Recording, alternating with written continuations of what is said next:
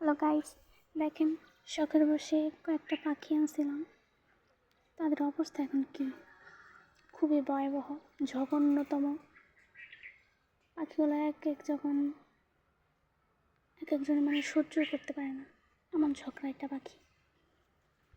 আমাদের এলাকার বেডটানদের মতোই গাইস, ওরা ঝগড়া শুরু করলে থামবই না, এত ঝগড়া একটা মহিলা। দেখেন একজন আর চল নয়, দেখেন গাইস, একজন আর নয়, আলাদা করে রাখছি। দেখেন আলাদা করে রাখছি ছজনকে, তবু ঝগড়া করে। দেখেন খাই কম, ঝগড়াটা এগোতে বেশি। কী করা যায় এদের বলেন তো গাইস? এমন ঝগড়া একটা বেটি খালি লড়ে বেটি। বেটি এত ঝগড়া কসকে লাইকা? ওই বেটি এত ঝগড়া কেন?